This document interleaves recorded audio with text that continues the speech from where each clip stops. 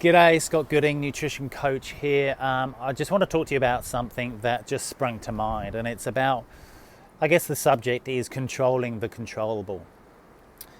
We have so many different things, aspects, factors, compartments of our world, our ecosystem, our environment, our life that have the potential and the risk to cause us stress. Stress leads to inflammation, inflammation leads to ill health and disease.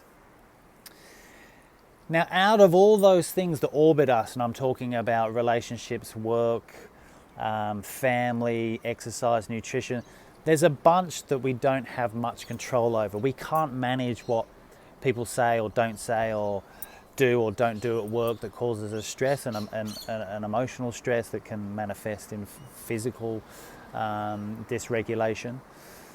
We can't control what our family says or doesn't say. We can't control many things. We can't control sometimes the environment, pollution. But there's a bunch within that ecosystem of yours, your life, that you can control. You have sovereignty over exercise, nutrition, and sleep. So unless you're incarcerated, you have sovereignty over those three facets out of all the facets that orbit you in your ecosystem, in your life. So what are some of the lowest hanging fruit? How can we move you forward in terms of health and longevity when we're looking at those three that we can control?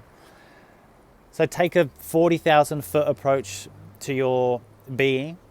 Look down on yourself and say, okay, when it comes to sleep, could I be getting better sleep? Could I be getting more sleep? So when we're talking about optimal sleep, we're talking about 7 to 8 hours.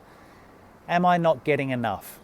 If that's the case, what are the tools, what are the strategies that I can employ to get me up to 7, get me up to 7.5, get me up to 8? Do I need to shut down my laptop earlier than I am? Do I need to take a hot and cold shower? Do I need to have a cooler room? Do I need to block out my light? There's lots of things that we can do to improve our health. These are just some of the lowest hanging fruit, and concentrating on controlling the controllable. When we look at everything in our ecosystem, it can be overwhelming. So let's manage what we can manage. So there's sleep, there's movement. Am I moving enough? Am I doing something that I enjoy that allows me to do it today, tomorrow, next week, next month, next year? Is it sustainable? If not, how do I make that movement, that exercise component of my life sustainable? Am I doing enough movement and exercise that elicits an elevation of my mood that makes me feel great for the rest of the day, that informs my food and lifestyle choices? So again, looking at yourself from a 40,000 foot approach, it's almost a bit abstract. Looking down on you and saying, Scott, okay, am I getting enough sleep? Am I moving enough? Am I moving in an efficient enough a way to elicit the response that I want? Do the same thing to your nutrition. Am I eating the right foods and at the right time?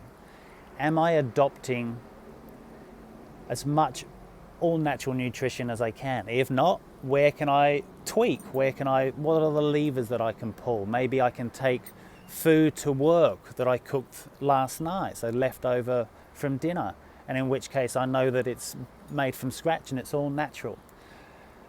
So don't try and run before we can walk. Everything is a journey. Take sequential steps and control the controllable. Manage what we can manage, and those three things are sleep, nutrition, and exercise. All right, guys, thank you. Bye.